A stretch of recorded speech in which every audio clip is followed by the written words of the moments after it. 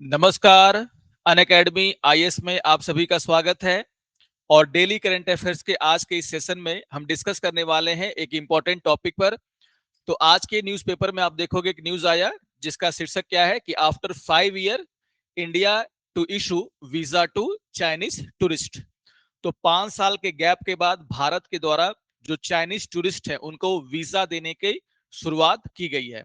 तो इस न्यूज को हम लोग यहाँ पर एनालिसिस करेंगे, डिटेल एनालिसिस करेंगे और इसका जो इम्पैक्ट है इंडिया और चाइना के रिलेशंस पर, इसको भी हम लोग यहाँ पर समझने का प्रयास करेंगे।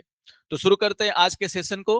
और जैसा कि मैंने कहा कि न्यूज क्या आया है कि India will start issuing tourist visa to Chinese nationals after a gap of 5 year. और इंडियन एम्बेसी जो बीजिंग में है उन्होंने जो है कल यानी कि वेडनेसडे को इसको लेकर के जो है अनाउंसमेंट किया है कि भारत जो है वो क्या करेगा, है ना, जो चीनी नागरिक हैं उनको पर्यटक वीजा यहाँ पर क्या करेगा, जारी करने वाला है। तो भारत और चीन के जो संबंध है उसको अगर देखा जाए तो एक नॉर्मेलसी की तरफ जा रहे हैं। और पिछले कुछ दिनों में आप देखोगे कि काफी सारे इस तरह के स्टेप उठाए गए हैं, जैसे मानसरोवर की जो यात्रा है वो शुरू की गई। इसके अलावा अभी एससीओ की मीटिंग होने वाली है ना। तो सितंबर के, अगस्त के लास्ट में और सितंबर के शुरुआत में आप देखोगे कि हो सकता है कि प्रधानमंत्री एससीओ की मीटिंग को अटेंड करने के लिए चाइना जाएं। तो कहीं ना कहीं उनके इस मीटिंग से पहले यानी कि भारत के जो प्रधानमंत्री की विजिट से पहले आप देखोगे कुछ ऐसे कदम उठाए जा रहे हैं जिससे कि इंडिया और चीन के बीच जो रिलेशंस हैं वो क्या हो सके, नॉर्मल हो सके। और इसी के तर्ज पर आप देखोगे ये वाला न्यूज भी काफी इंपॉर्टेंट है कि चीन और भारत अब क्या कर रहे हैं, एक दूसरे के नागरिकों को जो वीजा पर रोक उन्होंने लगाया था उसको जो है धीरे धीरे अब वो खत्म कर रहे हैं। तो यहां पर याद रखिएगा कि भारत भी अब चीन के नागरिकों को टूरिस्ट वीजा जो है प्रदान करेगा। ओके। तो सबसे पहले हमें ये ध्यान में रखना है कि जो कोविड-19 था उस दौरान आप देखोगे उसके बाद जो गलवान की घटना हुई उसके बाद से धीरे धीरे रिलेशन इतने खराब हुए कि दोनों देशों ने एक दूसरे के नागरिक को वीजा देना क्या कर दिया, बंद कर दिया।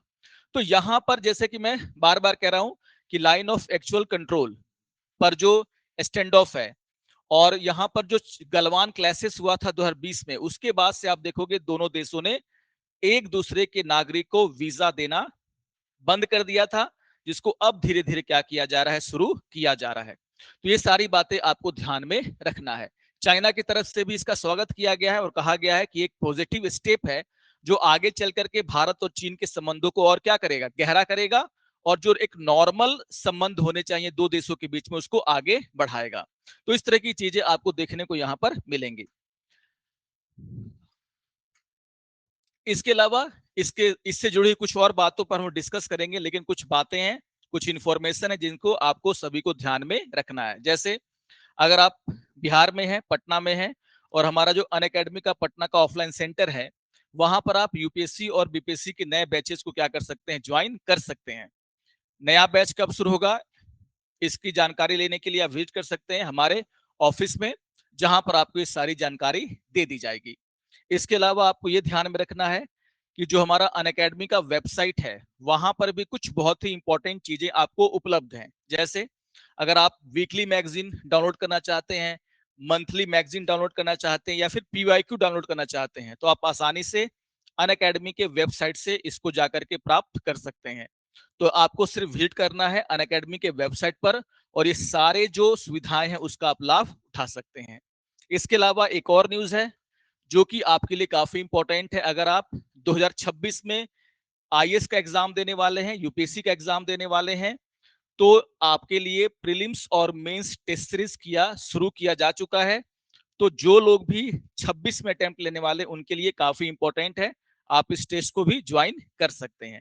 तो ये कुछ 3 ऐसे क्या इंफॉर्मेशन जिसको कि आपको ध्यान में रखना है।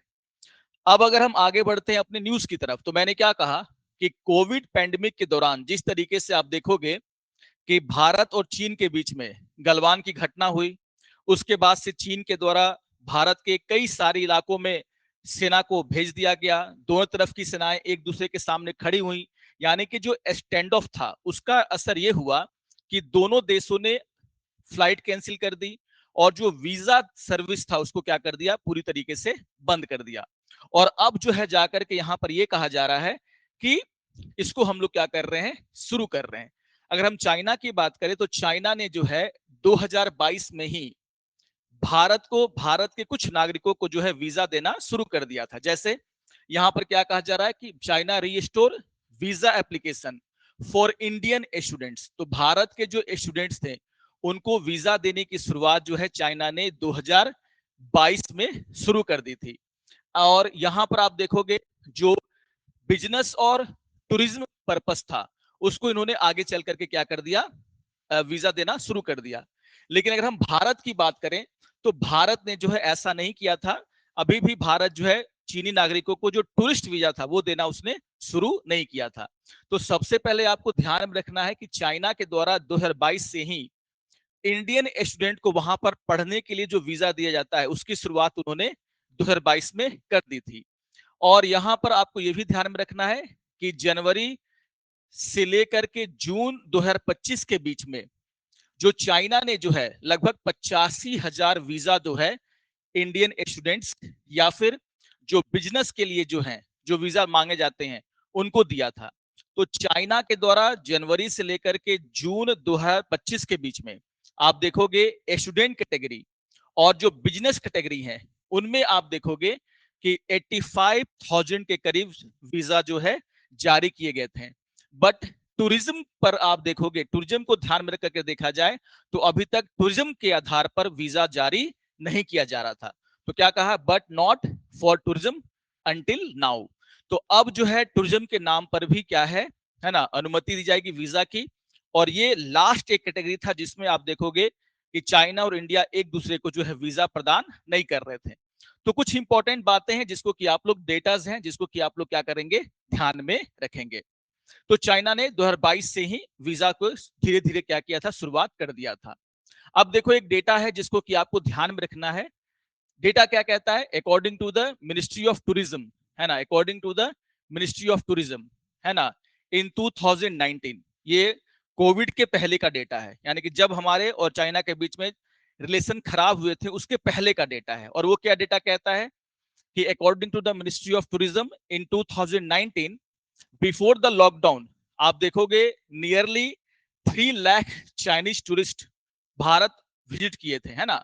तो आप देखोगे 3 लाख के करीब जो चाइनीज टूरिस्ट हैं 2019 में कहां आए थे, भारत। जबकि अगर आप देखोगे तो लगभग लगभग 8.5 लाख के करीब जो इंडियन टूरिस्ट हैं वो कहां गए थे, चाइना। तो अगर ये डेटा साफ साफ बता रहा है कि कोविड 19 का पेंडेमिक के बाद और उसके पहले अगर आप देखोगे तो भारी मात्रा में इंडिया और चाइना के लोग एक दूसरे के देश में घूमने के लिए जाते थे। मतलब जो पीपुल टू पीपुल कांटेक्ट था वो काफी अच्छा था। तो डेटा साफ साफ ये बता रहा है कि चाइना से 3 लाख के करीब जो चाइनीज टूरिस्ट हैं वो भारत आते थे घूमने के लिए। और भारत से लगभग 8.69 यानी कि 8.5 लाख हम लोग मान के चलते हैं उतना टूरिस्ट जो है वो चाइना जाते थे टूरिस्ट वीजा पर। स्टूडेंट वीजा यहाँ पर अलग है, टूरिस्ट वीजा पर इतने लोग चाइना जाते थे।